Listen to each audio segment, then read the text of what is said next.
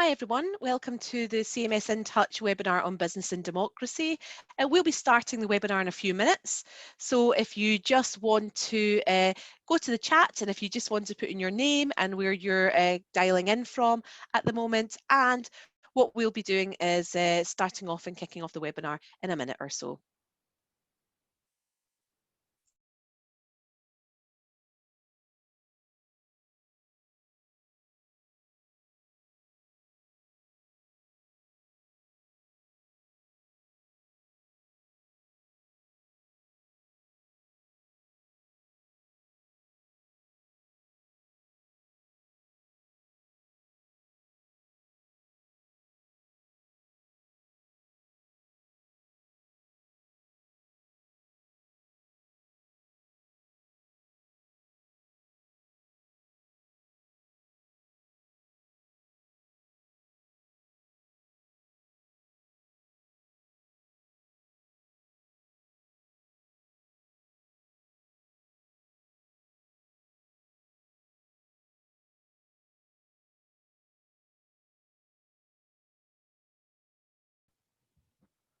Cool.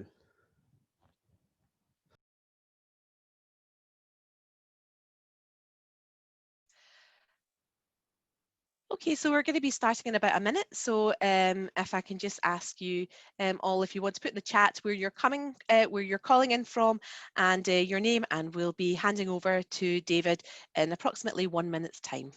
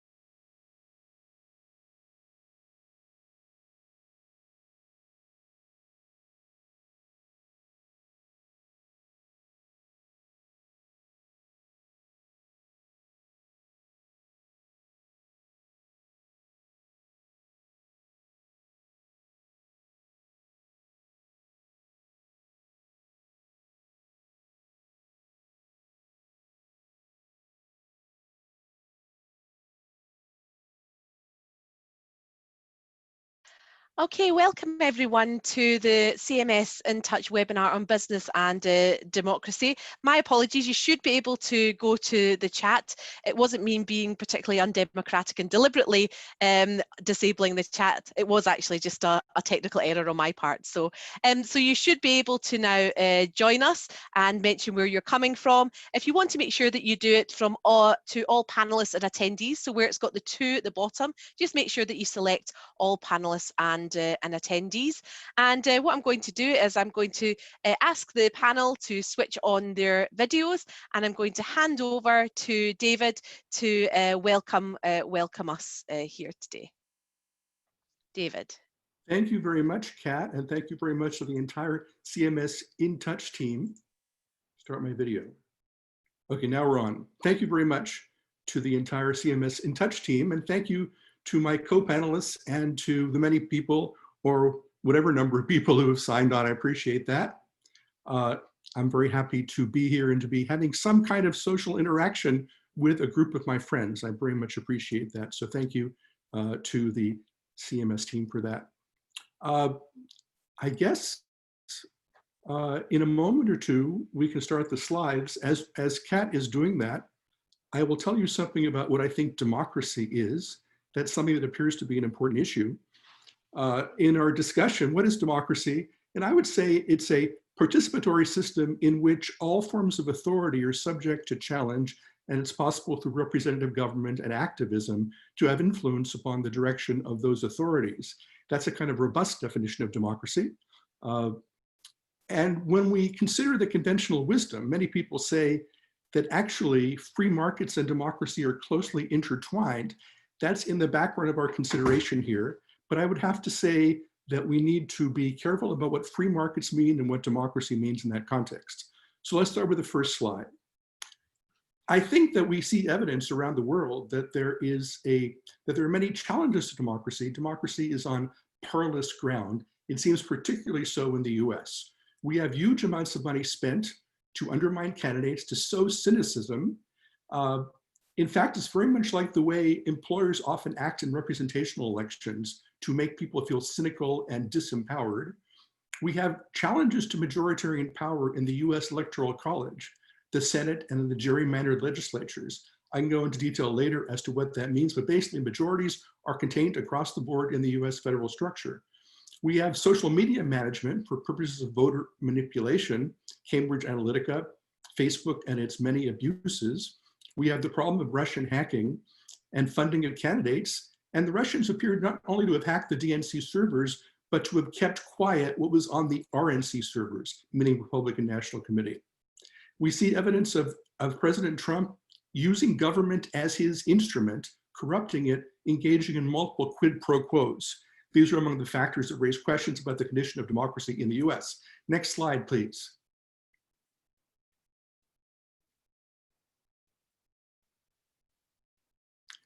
E.E. Schatzsnyder is an American political scientist who wrote a book called The Semi-Sovereign People. He argued that it was a great achievement in the US that business had been forced to form a political organization, a party, the Republican Party, to win elections.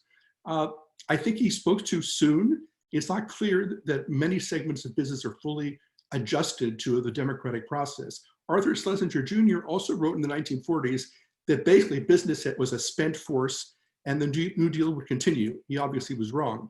Robert Brady wrote in the 1940s in Business as a System of Power that there were kind of two choices that big business might take, big business in particular, whether to accommodate social groups and stakeholders or whether to seek control over them. And it was in the latter case that fascism came into existence. Next slide, please.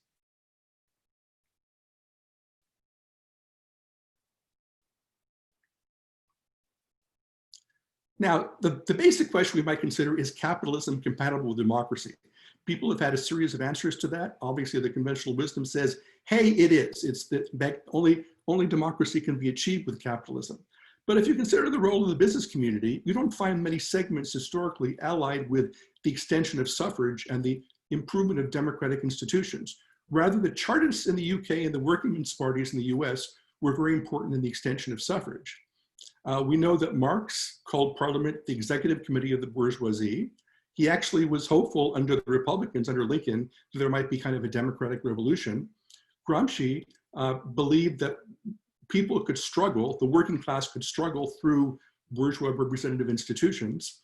But obviously there's this continuing tension as to what private power means to the prospect for democracy. Both C. Wright Mills and John Rawls talked about a particular definition of capitalism, property owning democracy, a wide distribution of property as a means to reconcile democracy and capitalism. Obviously a quick summary, and we'll talk about that later. Please, next slide. I'm interested in the historic and contemporary factions in the business community. There is a division of labor and politics and ideology. If you look at the mainstream business associations in the US, the National Association of Manufacturers, the Chamber of Commerce, these organizations were founded to contest business, government and regulation and to challenge democracy in many respects. When an element of business is more conciliatory to stakeholders and supportive of democratic processes, those sorts of businesses, those dissidents have had to use organizations outside the mainstream. Evidence of the peculiar domination of the business community by these reactionary lobbies is the fact that the Professional Association of the US, the Society for Human Resource Management, is actually controlled at the top level by the Republican Party. SHRM, the Society for Human Resource Management, cannot endorse paid family leave or any such thing because it would offend the right-wing interests that dominate most business organizations. Joseph Schumpeter, of course, in alignment with the Mont Pelerin Society, called for a form of democratic elitism. Apparently, some segments of business are happy with that. James Buchanan, who founded public choice theory, also wanted strict limitations on democracy in pursuit of the protection of business. And we see a large segment of business aligned with those conservative views. Next slide, please. This is a map of business associations in the US. You'll see that there are divisions. There is an orthodox right-wing mainstream, including the Chamber, the NAM, the other Koch allied organizations, that's the Koch Foundation and the Koch allied billionaires. The American Legislative Exchange Council is an example of the most perverse anti-democratic wing of the business community, because they actually develop a parallel legislature through which business lobbyists can demand fealty from allied politicians and push legislation through Congress. There are, in fact, many state governments and legislatures dominated by this right-wing group that came up with such reforms as stand your ground, making it possible for people to shoot at African Americans who seem to threaten them. Americans for Prosperity is the kind of grassroots group, although it's very much managed by money from the top. There are allied think tanks, academic centers, where people preach freedom and attack democracy. There's a very prominent business ethics professor at Georgetown whose major claim to fame is writing against democracy. So the mainstream business lobbies are aligned with the hard right on this question, but there are some alternative organizations. I'll get to those in a moment. Next slide, please. Just for some historical context, you probably have heard of the Powell Memorandum, which is a letter that Lewis Powell wrote when he was with the Chamber of Commerce before he became a member of the Supreme Court. Powell said that business must mobilize, make sure their foundation money goes to support free enterprise, because he feared that free enterprise was about to be extinguished. So the Powell Memorandum sent a message to allied business lobbies to bargain hard for the restriction of democracy.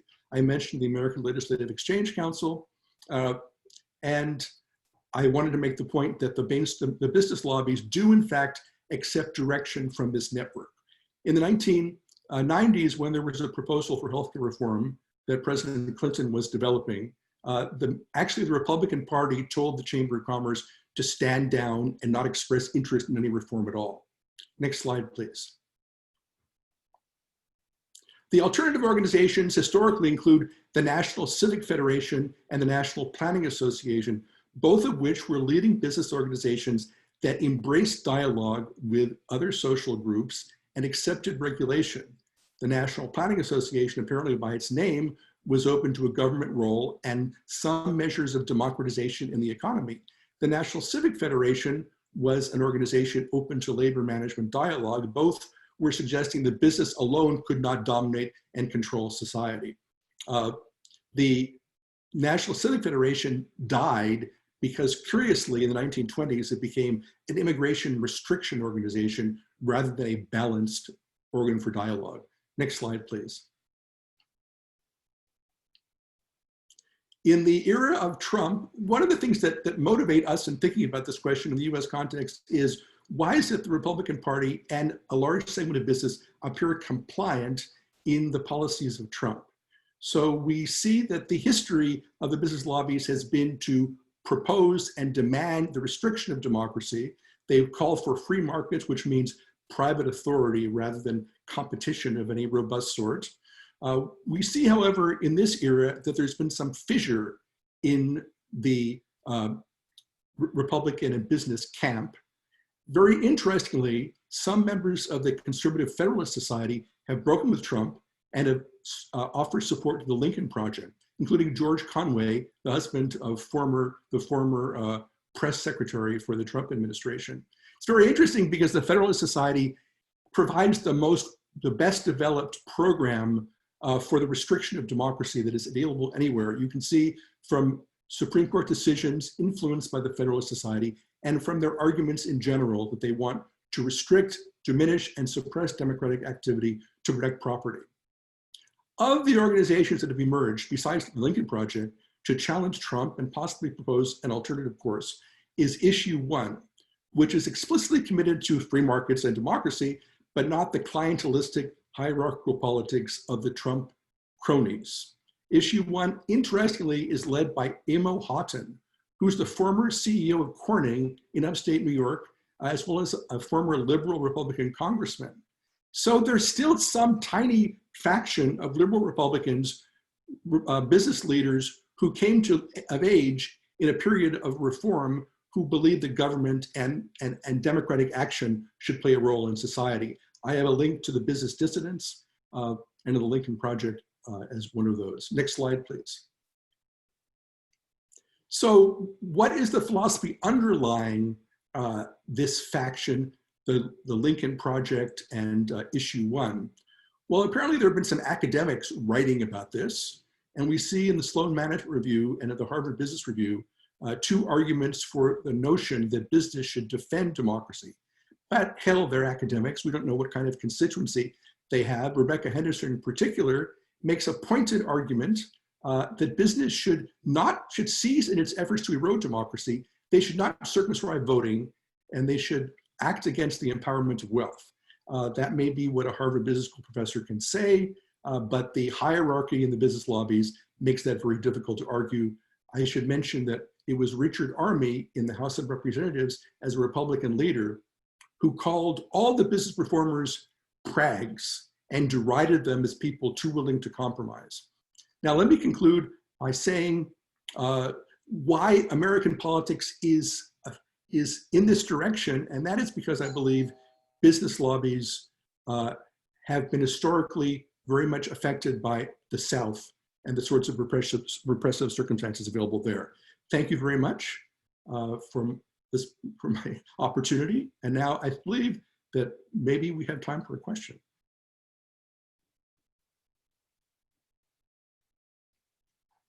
Are there questions in the chat?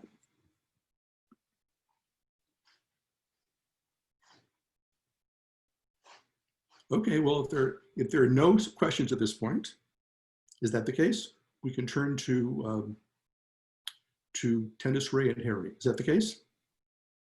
Yep. Okay, thank you.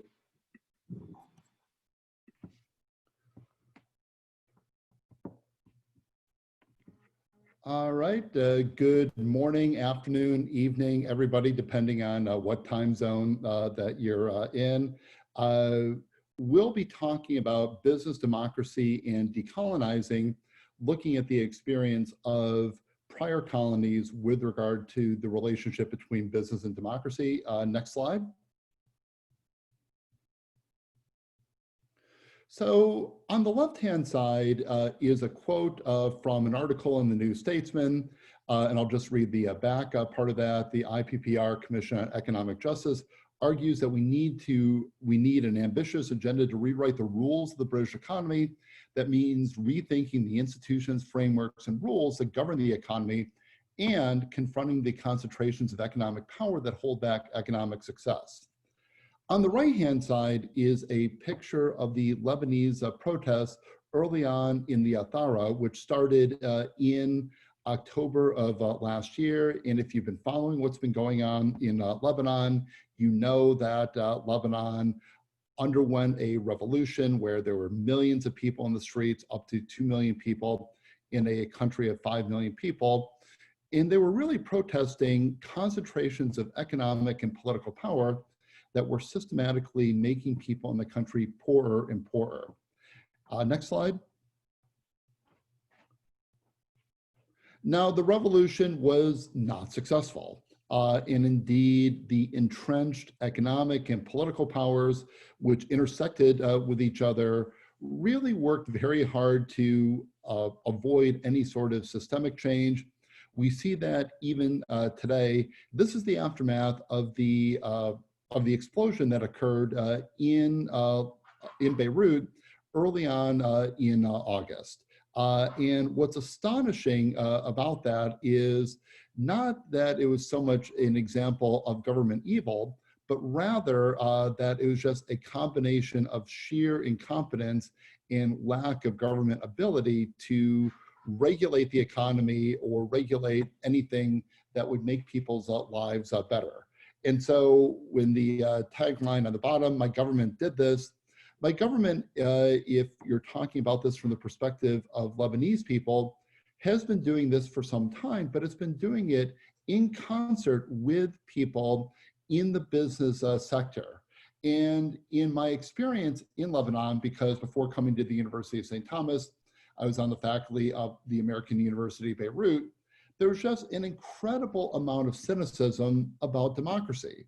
So Lebanon is a democracy. There is voting that occurs, but people really don't have trust in the system. They sense that whoever is in power, and I'll talk about some of the reasons why that's so, the people in power are simply going to benefit the most well-off in Lebanon, which of course includes people in the business community. Next slide.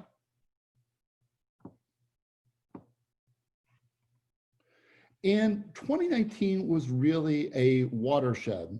It's astonishing now to think of in 2020 that 2019 wasn't the worst year and that 2020 was significantly worse. But if you think about what happened in 2019, there were all sorts of mass protest movements that we saw around the world and in regions around the world. So in Asia, in South America, in Africa, we saw very, very similar sorts of protest movements. The core causes might be different of those protest movements, or the core causes are consistent even if the initial causes are somewhat different.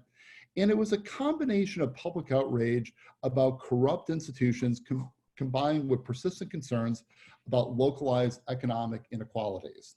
So in Lebanon, for example, Lebanon is far more unequal than even the United States.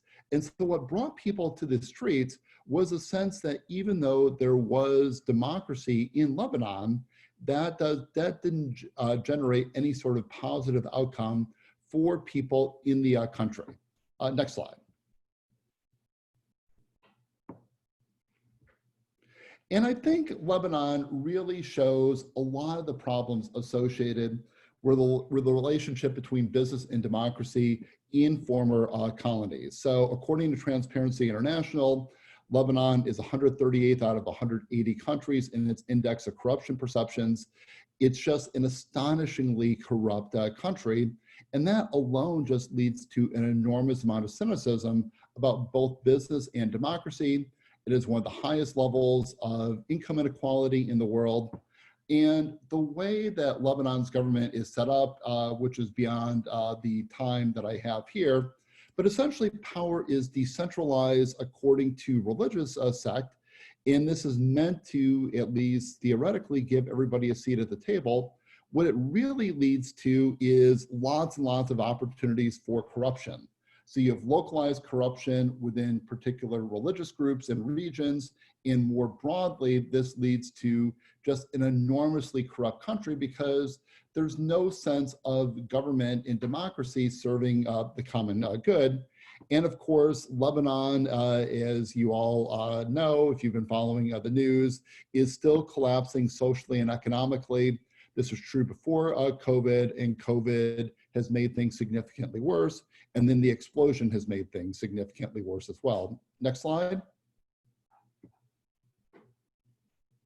And so one of the problems that we've been thinking about is how do we think about former colonies such as Lebanon? And of course, there are many, many, many countries around the world that are former colonies. And as we thought about the protests in Lebanon and in a variety of other places, what we started to muse about was, is there a problem related to a lack of institutional maturity and sophistication? And why is this important? It's important because if you don't have mature and sophisticated institutions that can push back against the behavior of business and constrain it and channel it towards socially responsible and ethical and desirable ends, that's going to lead to really, really bad outcomes. And so in many places, you can have the appearance of democracy, but if you have a combination of economic power, which comes from the business community, intersecting with political power through government, democracy doesn't really lead to any positive outcomes. And I think that's the case that we see in Lebanon, and indeed many of the other countries around the world in which we saw protests that really became unleashed in 2019. Next slide, please. So we would argue that without a robust regulatory environment and strong social norms, and in many places, both of these are really absent, business behavior can facilitate economic inequality, and then it becomes very much a vicious cycle. So economic disparity combines with political power, and that leads to a small politically connected elite. So again, thinking about a place like Lebanon, you could probably get the political and business elite, and there's a very, very high degree of overlap because people go from business directly into a parliament, and these folks could really meet in a decent sized classroom and really decide the direction of the country. And so that's not really a system that supports either democratic norms or supports shared prosperity. Next slide.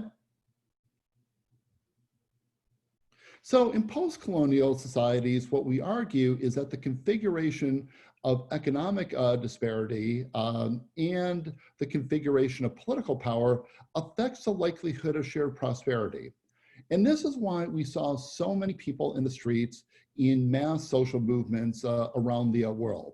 It was a sense that business was not working for them. Democratic institutions, to the extent that they existed, weren't working for them either. And the result of this is a sense that you can have the appearance of democracy, but you have a democracy that doesn't lead to an outcome that people really want, which is some notion of shared prosperity, that we all benefit from what's going on in the particular country. And when you don't see that, what you see is the kinds of mass movements that we saw in 2019 and continuing on into this year. But what you also see is a lack of trust in business. You see a lack of trust in government. And I think this is really one of the things that we want to think about. Next slide. So we theorize that when economic disparity is high and trust in institutions is low, that this leads to very negative effects on shared prosperity. And when the likelihood of shared prosperity is low, what do we see? We're going to see the potential of upheavals by mass social movements increasing. This leads to a vicious cycle because people don't want to locate in places where there are mass protests because they're concerned about threats to their property and their safety. And this leads to a vicious cycle of low prosperity. So when I talk to my colleagues in Lebanon, for example, and we talk about, well, when do you think the Lebanese economy is going to recover? Even before COVID, the estimates were 2030, 2035. After COVID and after the explosion, people are pushing it out still further and further. But the fundamental reason is that you don't have the kinds of structures to channel the behavior of business and the types of democratic legitimacy that build the sturdy foundation for shared prosperity. Next slide. And so we propose a couple of key questions. First, what are the ethical obligations towards society of companies operating in these environments in which you do have a very high degree of distrust in both business and government? And how can businesses operating in unequal societies with low levels of generalized trust contribute to shared prosperity? So we think that descriptively, there are some really interesting questions to pursue with regard to business in post-colonial environments and how business is regulated and the relationship between business and democracy. We also think that this generates some really important ethical questions. Next slide. And so I'll turn it over to Tanusree for the last slide.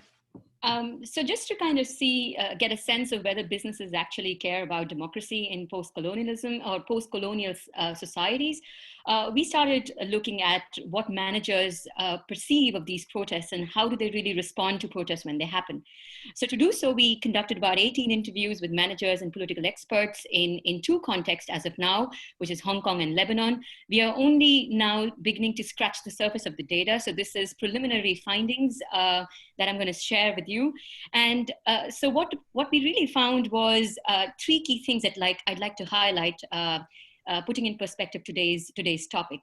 The first thing was that in several of these societies, that is in both Lebanon and Hong Kong, you could see that businesses sort of have a certain sense that that there are institutions that they have inherited through colonialism that probably have led to where the society is today. So for instance, in Lebanon, one of the managers said, was the nation doomed from the outset? And what that person really meant from the outset was when the transfer of power took place in 1943 and when Lebanon became an independent country from the French mandate. So again, the sense of perhaps there was something at the very outset that has led to where the country is today. In case of Hong Kong, the situation was slightly more different. Perhaps because most of the data was collected from businesses that were much larger in size, and they were therefore more international in character. So in Hong Kong, there was a visible and an invisible sort of a divide between the yellow and the blue umbrella supporters. The yellow umbrellas, of course, being those that is the pro-democracy group, and the blue umbrellas basically are the Chinese supporters. So what the businesses were, what we sensed from our interviews with managers in Hong Kong was that it was pretty categorical in the sense that when the board is economically rational, it accommodates China to support the business, which is to say that smaller businesses that were more functioning within Hong Kong and they cared, or a lot of their legitimacy came from local stakeholders, were the ones who would care about pro-democracy protests that were happening in the country. Whereas the larger businesses that were more international and that sort of had, that were looking at the Chinese territory for expansion of their business and support of some sort, they were more aligned with the Chinese government agenda, which was anti-democracy. So, but the sense that prevailed overall across different managers that we interviewed was that it is a lose-lose situation one way or the other. So there's this idea about not taking any sides, but kind of remaining a neutral spectator while these protests were actually happening. The second important observation that we found from the interviews was this idea of mental burden. That is, businesses in general were facing mental burden in different capacities. So when you're talking to managers, there's basically a distinction being created within organizational life. So as an individual, as an employee, as a manager responsible for certain employees, and maybe as senior managers that's basically accountable to the board. So you could see this mental burden that would emerge in interviews wherein people say that privately I have empathy for the protests. However, as a corporate head, I have mixed feelings about it because of course I'm looking at instrumental reasons behind the success of my business. The third thing that we found pretty interesting in the interviews was this idea about low trust that Harry was earlier speaking about. So in all of these countries that have some sort of colonial past, there is an understanding of low trust in political institutions. However, what businesses were trying to do was this acceptance that there is low trust in political institutions, but perhaps they could actually substitute that low trust by creating more trust within businesses, within firms itself. Now, how they would do is pretty interesting in the sense that while they would try to maintain neutrality, and this I'm particularly talking about our Hong Kong data set and not so much the Lebanese data set, which is they want to have this culture of don't ask, don't tell. In other words, maintain a neutral stand. And that's because there is a lot of pressure from political agencies in China towards of not supporting the pro-democracy protests in Hong Kong. So they wanted to sort of maintain this neutral stand. But at the same time, what they were also concerned about is how are their employees going to get to the workplace when there are protests happening? How would they maintain that the employees are safe? The fact that there are two sides of the camps, each side of the camp has their own following, and they don't want to take one side or the other. They don't want to annoy any one sector. And so essentially this choice of senior managers of refraining to take a position was kind of like this neutral position that they take would help them protect businesses from being stigmatized by one camp or the other. So in this way, when you don't take position, they think that they would be considered as more trustworthy than not. In case of Lebanon, what we found was that a lot of our respondents were coming from small businesses. And so what they were trying to do in terms of gather more trust from their stakeholders was a very interesting system called the task force system that was introduced. Now, the task force system was basically introduced by our respondents from the hotel sector because the tourism sector was very negatively affected because of protests. People were not really visiting Lebanon and so on. And so what they did was, instead of actually remove the workforce instead of furloughing them, they negotiated a deal with neighboring hotels in other regions, such as, for example, the UAE. And what they would do is they would send a part of their workforce to the UAE when the tourism was pretty high over there, under a system called task force, which is the employees are transferred for a limited amount of time. They get their salaries, they get social benefits. And once that is over, they come back to the parent organization in Lebanon. So what we really found was this low trust in political institutions was being met with, or was being countered by creating some kind of trust from the firm's perspective, either by way of not taking sides, by maintaining neutrality, or by way of making sure that somehow they're able to maintain the trust of their own stakeholders through, as I said, task force systems. So this is basically what we find in terms of how businesses are responding to protests regarding democracy in two major contexts, which is Lebanon and Hong Kong. And yeah, we are open to questions now. Fantastic. Thanks, Tanusree. I was just going to stop you there, and I was so hesitant to because it was so interesting. But I'll pass back to David. Okay, so on to me. Yes, David Levy. We have two Davids on the panel, and I'm the David Levy from UMass Boston. And thanks for everyone for joining today. And I've developed this interest in businesses' response to populism, particularly in the context of the US and the UK, with all the developments we've had in the last few years. And understanding that populism itself isn't a very coherent ideology, and that Trump and Boris Johnson themselves are, represent populism, business in a rather confused way, and trying to figure out whether they really are neoliberals in populist clothing, or they really are anti-globalization nationalists and represent a significant break from the past. So I've been trying to look at some of the business responses to this. Boris Johnson famously said, "Fuck business," and most people just thought that was an off-the-cuff remark. But when you read Ian Anderson's book of the same title, really does detail that disconnect between business and politics in the UK, and how much business has felt out in the cold. And you would expect business as a class, as a global class that benefits from neoliberalism, loves to fly around the world, and has benefited from global supply chains and free trade and all of that, the business would be much more oppositional towards sort of the Trump Bojo type of politics. But then again, business is highly adaptive and flexible, as we've seen through world wars, to different ideologies in Latin America, to pandemics, governments of all stripes. And so, how business actually does fold and bend to the winds is I find kind of interesting here. Next slide. Sorry, I'm advancing on my own slides here. Yes, next slide, to make sure that we are business is this is the business responses, complex and varied. I think you've gone one ahead there. That's the one. Yeah, so the expectation, and coming out of a bit of this research, is that business has multiple ways of responding to this, primarily on material interests. Do you have factories in China or other places that are going to have to reconfigure your supply chains? But the value systems of senior management, particularly the CEO, is also important. And there are also important institutional pressures from industry associations, from your peers, other businesses that you're dealing with. And we see that companies seem to go in packs in their responses, for example, to the Charlottesville demonstrations and murder there. But businesses are very sensitive to their reputational value. And the problem that we have is, in a divided country, I'm thinking about the US here, that if a business comes out and criticizes Trump too much, or says something about, in the name of human rights and democracy, that the 40-odd% the Trump base won't like you. The risk of saying anything is that one side isn't going to like you. So businesses tend to keep stumm, they keep quiet.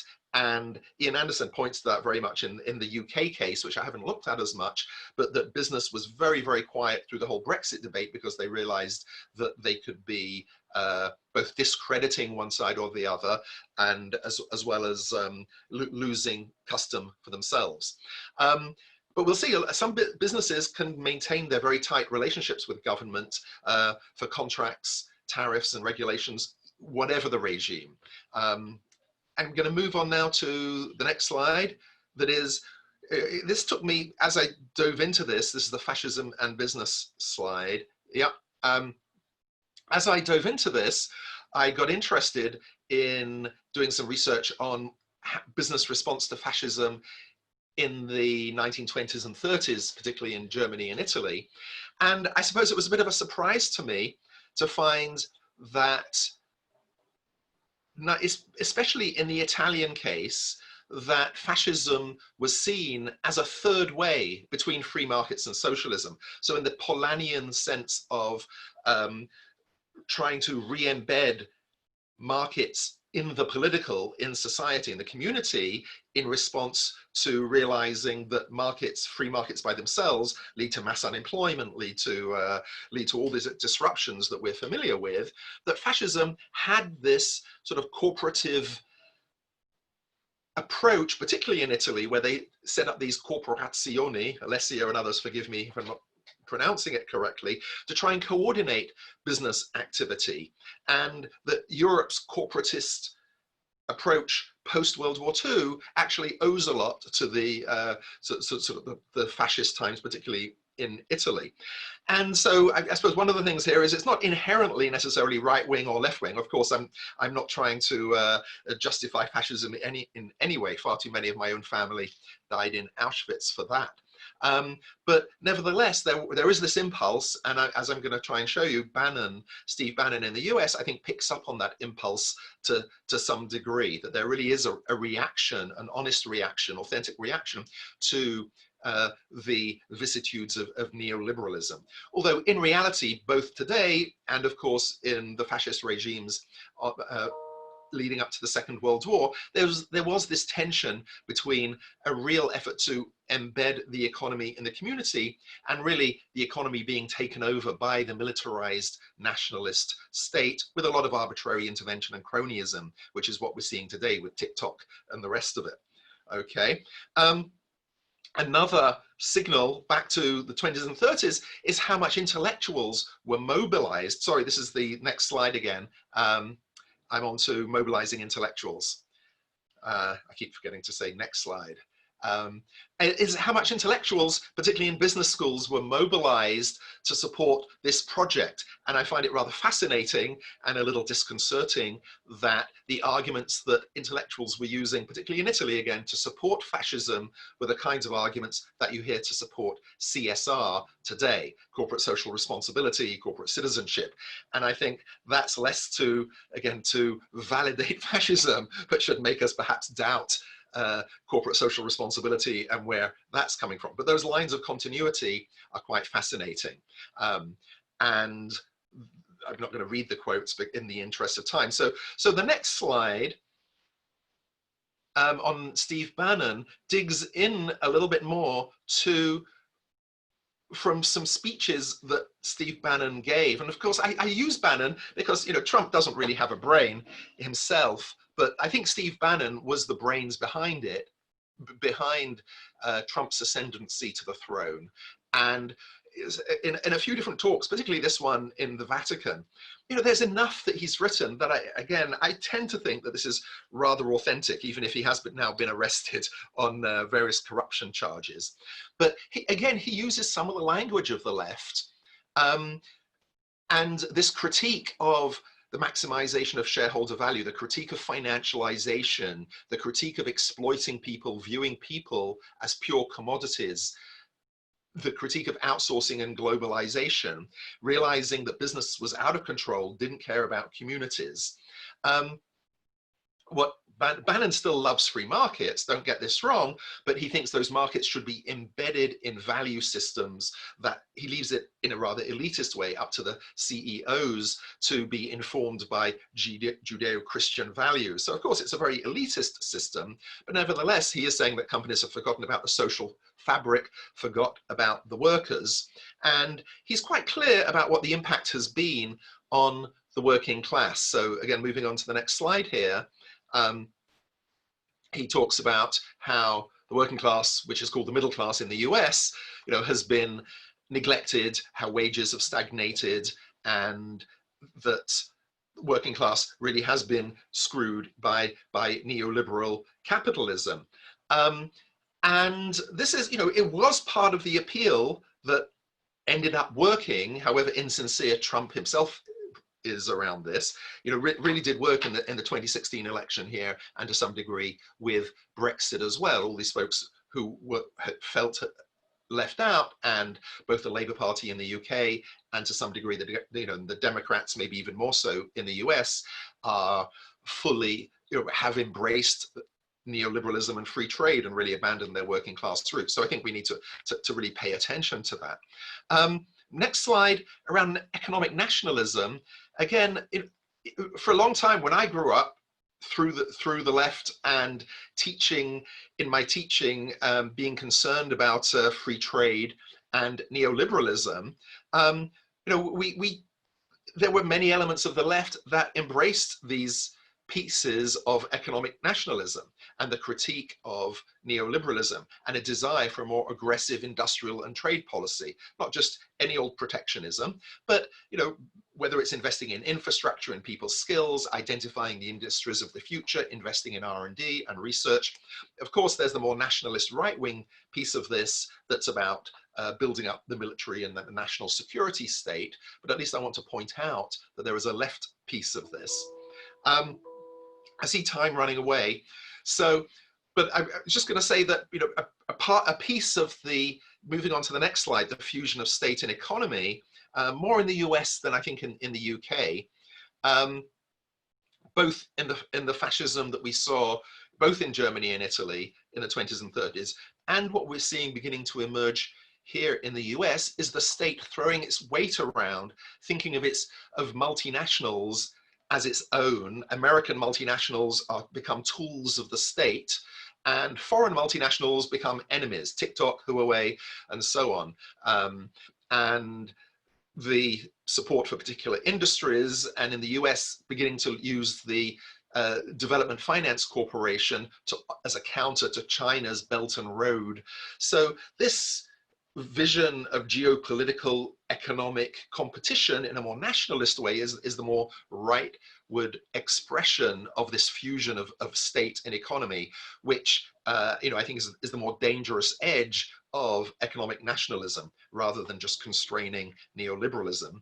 And what we see it verging into in the US, and this is the next slide again, around arbitrary personalized intervention, is the Trump administration just directly intervening, giving subsidies to one firm, contracts to another, based on whether Trump himself likes the people, whether people have said nice things to his narcissistic personality. A whole bunch of examples of that. Maybe the most famous one is the award of a Pentagon contract to Microsoft and Amazon, because Trump doesn't like Bezos because of the Washington Post, but many different. So I didn't add Ein Führer to my Ein Reich. I thought it was a little too inflammatory, but Trump's personal intervention in the economy certainly has these authoritarian edges.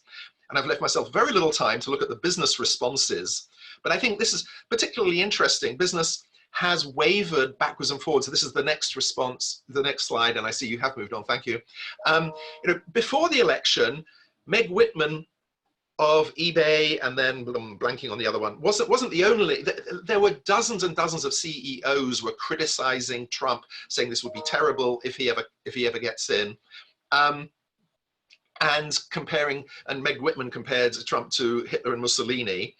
But very soon after the election, business, and let's move on to the next slide, and I'm almost done here.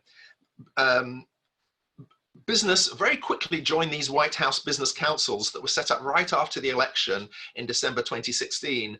And business was very quickly saying, oh, we'll be able to control the agenda, we'll join these White House councils.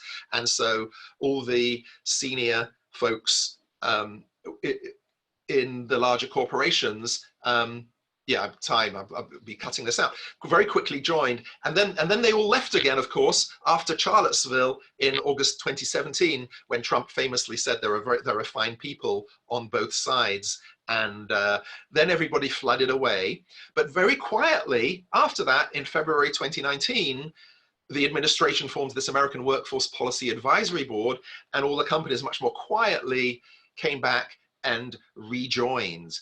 And so, overall, what we're seeing is that business doesn't like the attack on free trade and free investment. They're opposed to tariffs, but they are supporting this more nationalist approach of curbing China.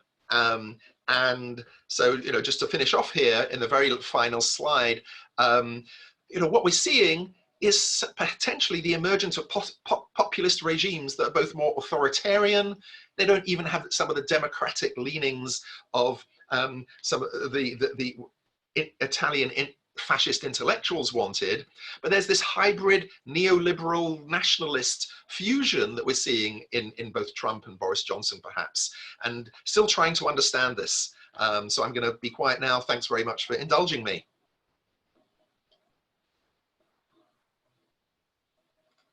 I'm done. Thanks, David. And I think we've got Bobby up last. Yep. As I say in Monty Python, and now for something completely different, I come to bury democracy, not praise it. So in the 12 minutes I have, and Kat, if I'm going over time, don't be polite and chat, just jump right in, interrupt me and just say shut up and I'll stop abruptly. So in the 12 minutes I have, or less, I will try and demolish the concept of democracy and ask, I guess, what does it mean when I say we need to decolonize democracy, deliberative democracy? Why is there a need to decolonize deliberative democracy? And more importantly, in what ways could a decolonized democracy allow us to imagine a more just and equitable society? So these are some of the questions I will explore. Next slide, please, Kat. The globalization of democracy, as this quote by Arturo implies, it implies a one world world. So this one world notion of the ability of the West to give to itself the right to be the world and then subject to all of the worlds to its rules. So in describing this imperialist notion of this one world, this globalized democracy, Escobar is referring here to the legacies of colonialism. So colonial legacies have generally been overlooked in theories of democracy. And these omissions, I think, challenge several key assumptions of deliberative democracy, which is also a very seductive notion. Next slide, please. Yeah. So what are the perils then of deliberative democracy? First is this, what some people call the tyranny of reason. The ideals of Western democracy are based on enlightened ideals of reason, modernity, science, and progress, which provided an intellectual justification of more than 200 years of colonialism and violence. There was very little awareness that this universalization of reason created new forms of domination, even more insidious than coercive power, because these forms of domination are vindicated by reason itself.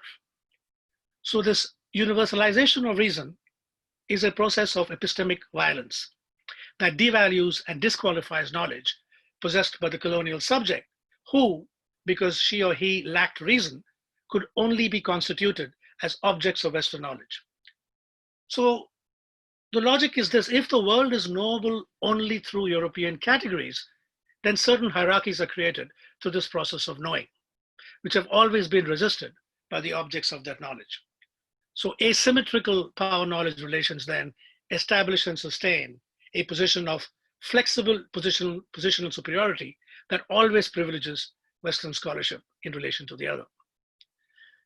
Legitimacy can also be hegemonic, because one cannot assume that legitimacy always exists without domination.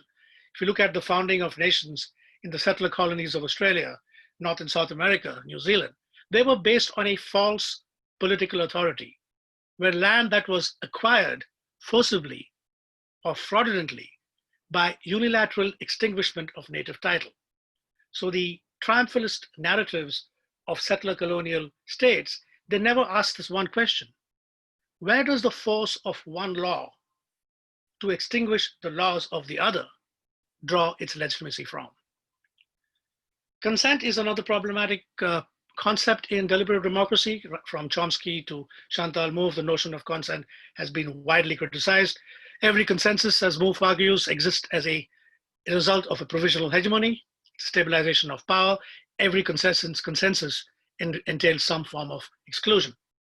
And there's also very little engagement with conflict, with dissent, with power and authority. So the idea that power can somehow be dissolved through a rational debate and then that legitimacy could be based on pure rationality are illusions. Next slide, please. So what happens if we start thinking about colonial legacies into historical analysis of how democratic ideals emerged in Europe, which most accounts do not? Once we do that, we're able to see that colonialism is constitutive of European notions of sovereignty, international law, and development. The next, thanks. So these discursive constructions of civilization, modernity, and development created and sustained the Banerjee categories: civilized, barbaric; modern, primitive; developed, underdeveloped, where sovereignty always remained on the side of the civilized and developed. The next point, please. Thanks. So once sovereignty was established along these lines of civilization and development in the post-colonial era, the key universal problem was, how do we create order amongst these sovereign states? How do we develop techniques to normalize these aberrant societies so they can become developed and modern? So this is how this one world was constructed in the Escobar Court, which I mentioned earlier. The next point, please. Yeah, sorry, it's there. That's fine, yeah, okay. Now, this justification of the colonial violence goes back to Enlightenment ideals of race and what it is to be human. So this is from Immanuel Kant's Anthropology from a pragmatic point of view. Can't just keep going, the next one as well. Yeah, you can stop here, yeah. So for Kant, the four races was the white race, obviously at the top, the Negro race, and what he calls the Han race, which is the Mongols, and the Hindu or the Hindustani race. Now, these Eurocentric descriptions of different human races in the world, they assume a position of both place and race neutrality, which assesses the maturity of other races based on their cultural distance from the normative center, which was Europe. The next point, please, Kat. So if you look at his description of the distinction between educate, so the Hindus are educable, but not towards abstract concepts, whereas the Negroes cannot be educated, but they can be trained. So Kant's distinction of education and training was based on physical punishment, corporal punishment. And this is how he described how people should be trained and not educated. Now, I'm not picking on Kant here. There's rationality of racism appears in the work of many other Enlightenment philosophers. Hegel's positions on race was not much different. In his philosophy of history, Hegel argued that slaves were better off. Just hit the next one. There's another. Hegel argued that slaves were much better off in the colonies than in Africa, and the gradual abolition of slavery was therefore much more wiser course.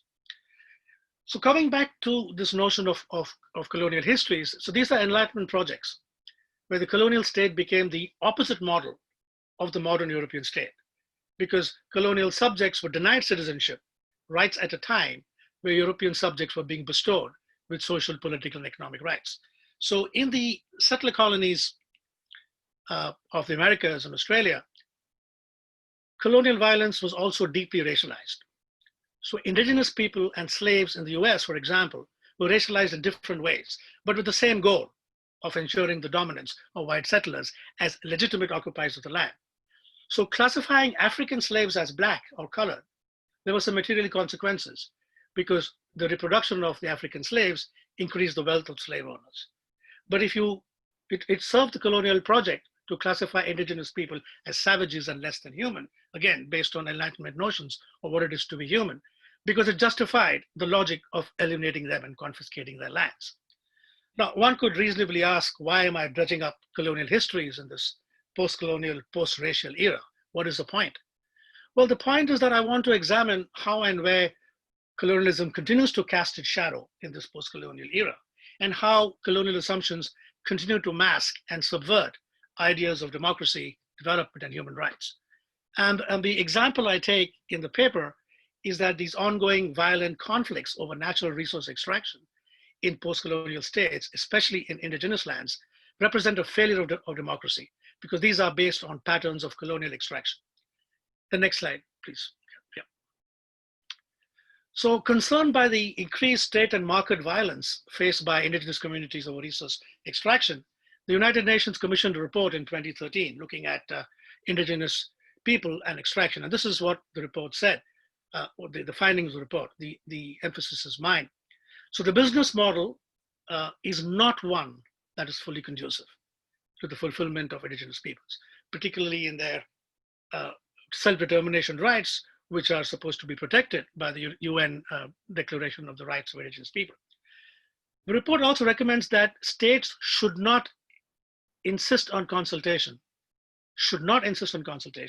in cases where indigenous communities have expressed opposition to extractive projects. The next point, please, Kat. And then the report emphasizes that consent is not a freestanding device of legitimation. And to be able to operationalize this, the next slide, please, Kat. The UN issued some guidelines of what they call free, prior, informed consent, if you want to work on indigenous land.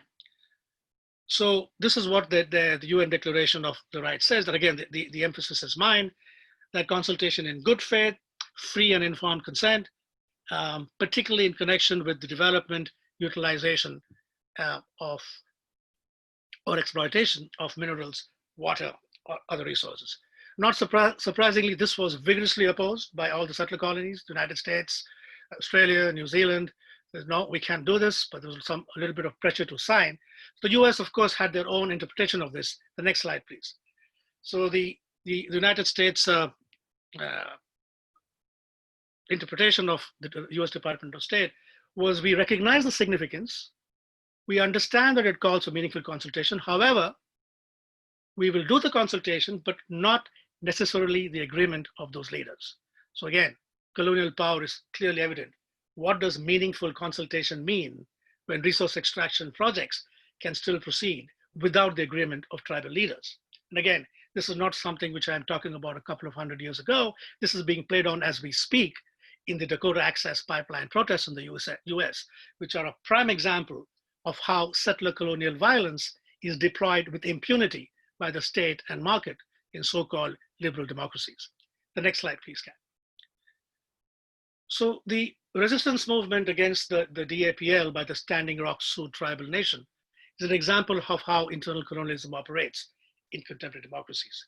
For the first time in more than 250 years, all 7 bands of the Sioux Nation came together to protect their land and water.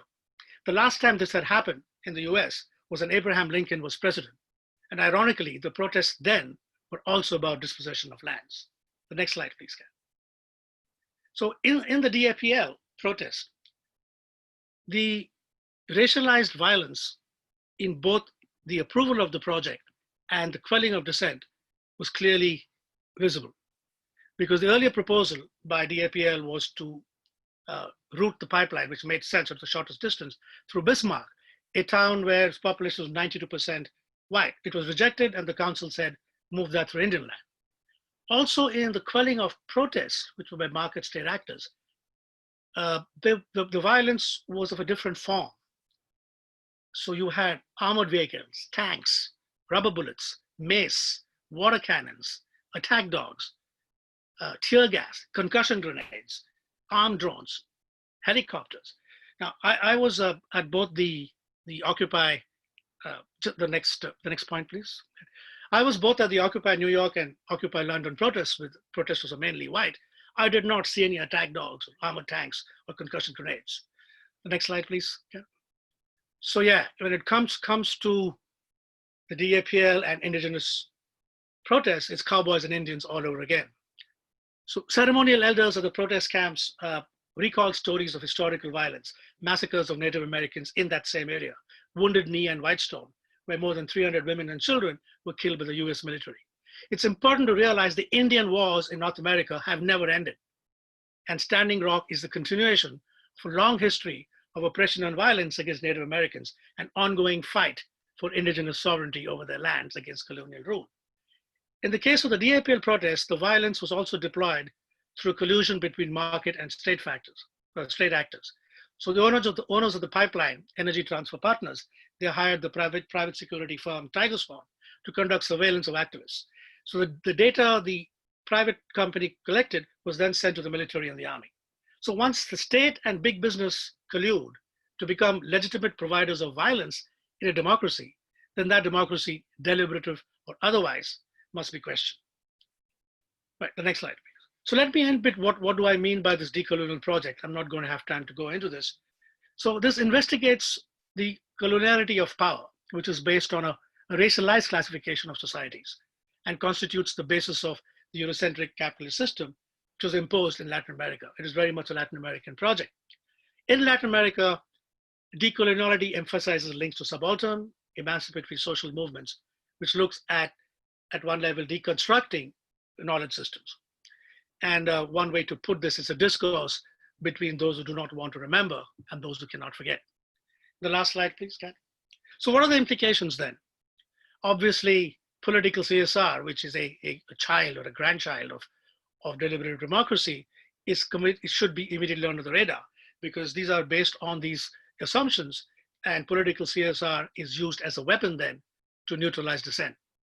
And rather than have consensus as a goal, there are emerging research on translocal governance whose normative goal is not consensus, but coexistence, self-determination, and autonomy. And also an acknowledgement that the entanglements of diverse cosmologies, of which Western universalism is just one. And rather than worry about inclusion, one needs to think about a pluriverse, or as Zapatista says, a world in which many worlds can exist. Thank you for your time and attention, folks, and I believe we do have time for questions.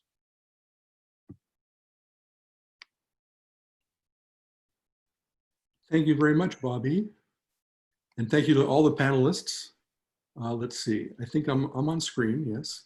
So there are some questions that we have been talking about in the chat, and I'm not sure I should go to the, let's see.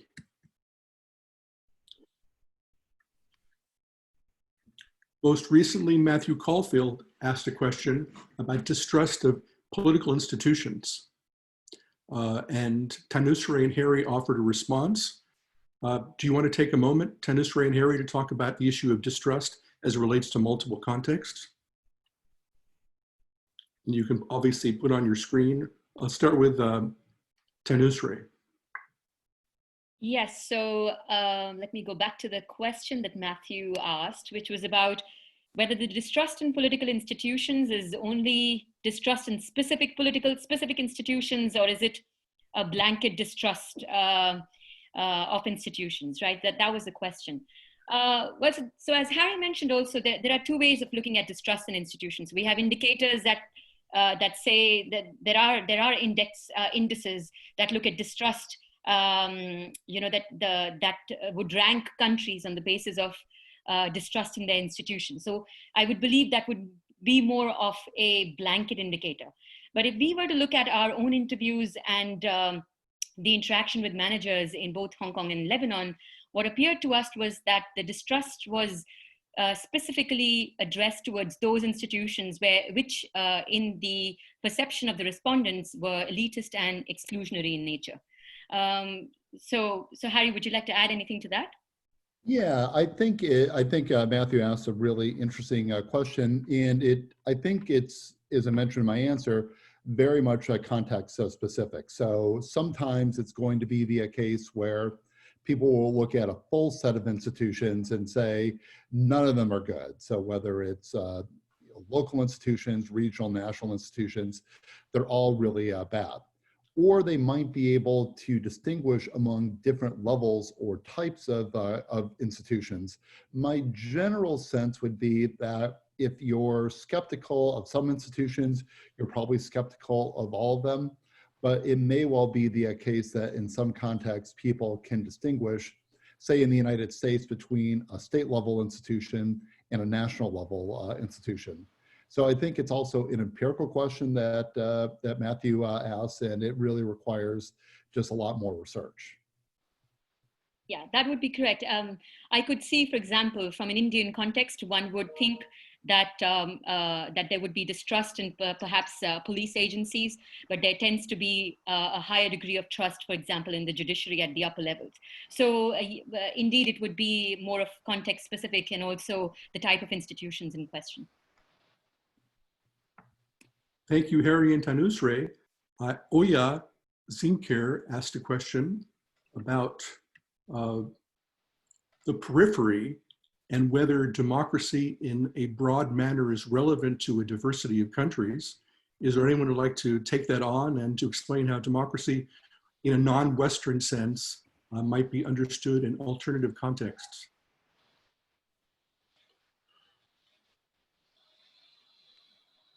Let's ask Bobby that. Bobby, are you willing to confront, to add to your concept of democracy as it might be instantiated in other contexts? Well, if the export of democracy is supposed to be a success, what we are seeing unraveling in countries in Africa, Latin America, and Asia is a joke. Calling India, for example, a democracy is an obscenity. I mean, you know, the atrocities against the minorities, the occupation of lands, the stifling of free speech, the killing of journalists. These are all happening in democracies. So to mention that somehow this ideal is not working in practice, I think is meaningless. And a lot of the people who are, all these stories of dispossession, murder, they're all happening in democratic countries, all of them, every single one of them. So one has to ask the question, in what way is democracy serving these communities? I understand. Could I mention a word? Yes, go ahead. Just that the distinction between periphery and, you know, the traditional Western democracies seem to be disappearing, and the convergence on these nationalist populist governments from, you know, Trump to Boris Johnson to Netanyahu and Erdogan and all, you know, from Hungary to Turkey to Israel to the US, you know, the infringements of democracy and the invocation of the popular will in an authoritarian way, and the suppression of minorities and direct vote suppression. You know, I think we seem to be converging on a model, both in the traditional center and periphery, however much I don't like those terms. But I think Giselle has a very interesting question. We're entering a stage in which we're trying to make sense of whether democracy is, am I on the, pardon me about that. We're entering the period of self-criticism and analysis, which leads us to wonder about whether democracy is a concept that can be implemented successfully, whether it is all fiction. Giselle asked a very interesting question about the relationship of democracy to the occupation of Japan in the end of World War II. Obviously, we might have a variety of interpretations of the occupation period, but does someone have anything to say about whether one appropriately responds to a wartime situation by imposition of institutions in that fashion?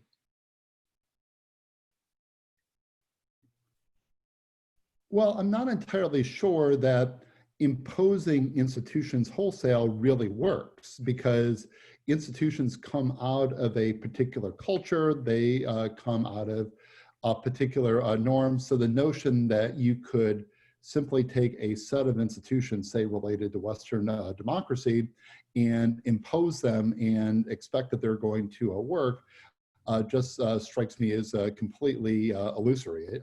I don't think institutions work in that sort of way. And so there's obviously a variety of contingency factors that we have to think about in terms of what kinds of institutions work in particular contexts in order to promote at least some conceptualization of the common good.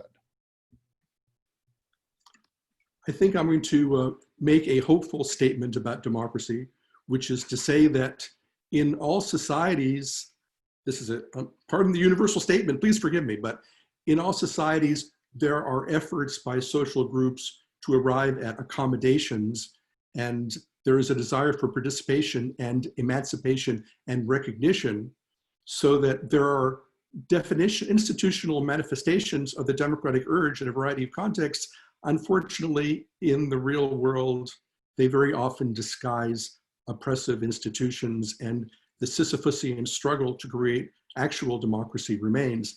Now, Bobby, when you talk about deliberative democracy, it seems to me that deliberative democracy has a very problematic element, which is that it obscures real conflict and the failure to recognize marginalized people. So is there a way to redeem the concept by creating a form of mutual recognition that is not merely an illusion? No. Okay. No, because as I said, this notion of dialogue is also an illusion. I mean, let's not forget, dialogue is a weapon of the powerful. Yeah, it's only powerful people engage in dialogue. And as somebody said, the Habermas's argument of the force of the better argument shall prevail. Why do you bother when the force of the better argument, when force itself is doing such a good job? It's much cheaper to use force. And that's what's happening in many of these conflicts. Why even bother deliberating, right? So, and that there's a question from Alicia who asks about what social movements in the US, I think Standing Rock, do I see going in the direction of decolonial democracy? I see none. I was amazed that the protest lasted this long, and they fought in every way. But in terms of the US, no, I don't think there's any hope at all to that kind of decolonizing anything. There'll always be conflicts. There's some pockets of sustainability which I'm seeing in Colombia, and these are very, very small in Latin America. But I think that the real issue is if people are saying, if this is going to happen, if we're going to get screwed, can we at least get a fair share of the proceeds? And that's the kind of discourse which has been playing out in Canada, where the tribes are much more institutionally powerful than they are in the US. But in terms of moving to decolonial democracy, no, I don't see any direction in the US at all. I hope I'm wrong. Well, I hope there's some hope remaining. Tanusree has a question for Bobby. Why don't you go ahead and ask that directly, Tanusree? Bobby, if you mentioned that democracy is something that's, let's say, inherited from the Western civilizations and so on, how do you even how do you define decolonial democracy? What's your definition? First of all, I don't want to fall in the trap of the way democracy has been defined. And those will be defined by the communities themselves. And there are different, these La Coriacles, for example, in Latin America, the Gram Sabhas in India. A lot of these communities are defining for themselves what it means in terms of having, sometimes you can't go back to the old tribal system, but what can you do to, I guess, institutionalize them at much more local levels? So if you try and say that there is a version of decolonial democracy, then you fall into the same trap. Mm-hmm. So each country, each region is kind of trying to do it by themselves. And in many of these cases, these are happening within large nation states. So if you look at the Zapatistas, when they emerged, they chose to engage with the state at some point of time. It was, sometimes they called it violent. These were handmade guns and swords. And then they didn't use violence. They did not use violence. So they chose to engage with the state. And at certain times, they chose to disengage with the state. It's saying that we're going to do this. You want to do this, you come and kill us, right? You kill 100, we'll send another 100. You destroy all of us, and then you can have what you want. So the Mexican army tried that. And then, of course, all hell broke loose, and then they withdrew. So you have these kind of state versus non-state interventions. So, but each communities are figuring that out for themselves. We have a question from Sophie James, and actually I'd like it to be transmitted to us once again through the chat because I can't find it very easily. So Kathleen, can you do that? And while Kathleen is doing that, I want us to think about whether or not there are ways to make sense of the movements around the world of cities seeking a certain measure of autonomy and finding ways to build local development institutions that are consistent with their interests. I see some evidence that the nation states are losing power to some collections of cities on a global level. Now, Kathleen, can we get Sophie's question again? Yes, I've just put it in the chat for you. It said, do you feel it's appropriate to I think it specifically discussed the role of business on a politics/democracy in the classroom. So bring it down to that kind of classroom level. There are many dimensions of that question. Thank you for the question, Sophie. I feel a little bit of a disjunction when I talk about democracy in business in the classroom, because I perceive that I'm discussing a model of participation and governance that is not widespread in the business world. So if the class itself is responsive to students, and we talk about principles of democracy, and it is a business school context, I'm talking about a system that only applies imperfectly, if not at all, to the institutions in which they will find themselves. So I still think, though, as faculty, we should be dealing with all the range of possible social interventions to satisfy the issues that face us, even if they are not necessarily implemented in the employers for which my students will be working. I'm not sure that's what Sophie is getting at, but it's a little bit of a disjunction to talk about democracy in a hierarchical world, specific environment. Anyone else have any ideas about how one addresses democracy appropriately in the business school context? Well, I would think about it in the context of some of the subjects that would be taught in either business ethics classes or classes in business, government, and society, related to things like corporate political strategy.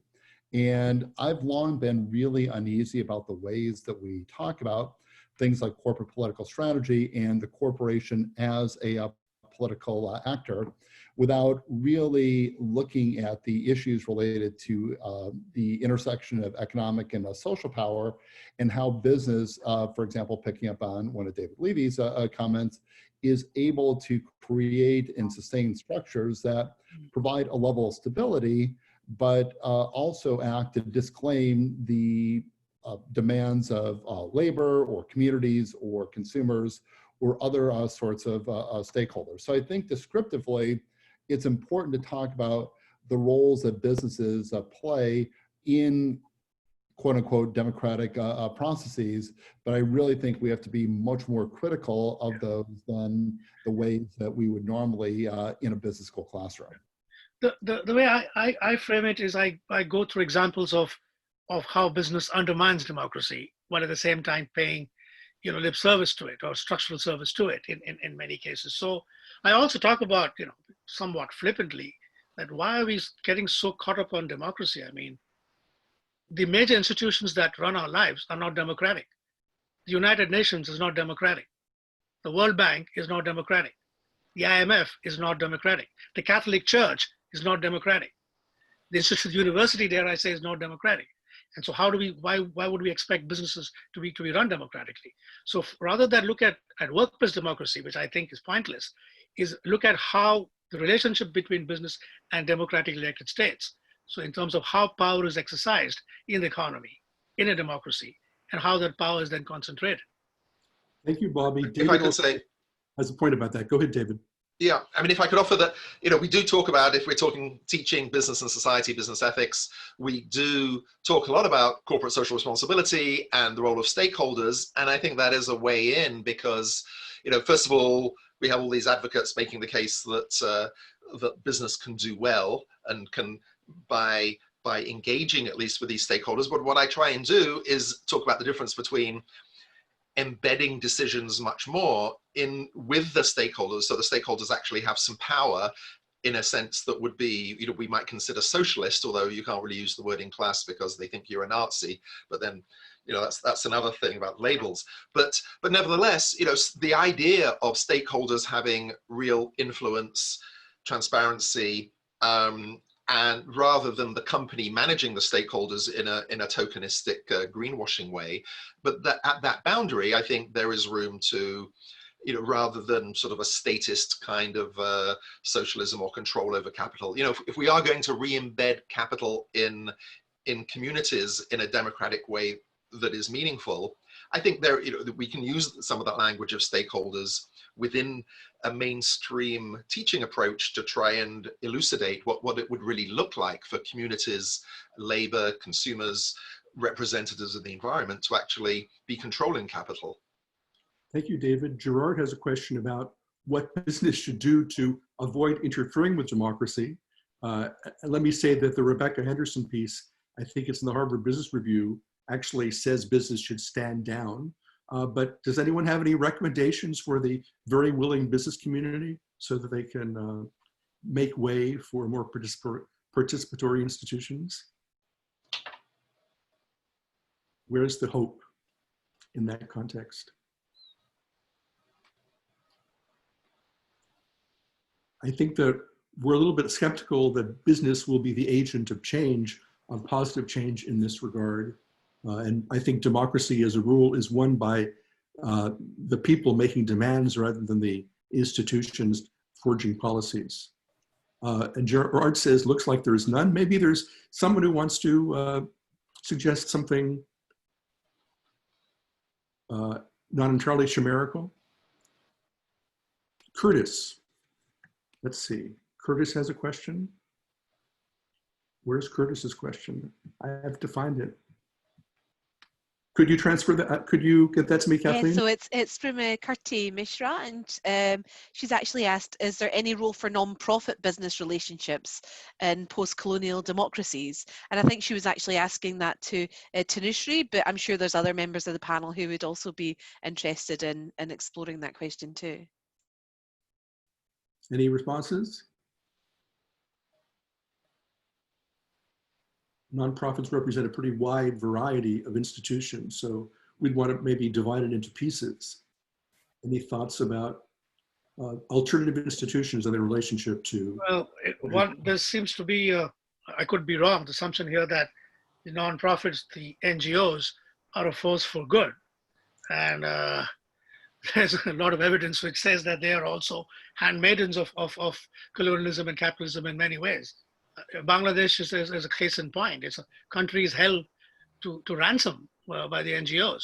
In India, there are more NGOs than hospital beds.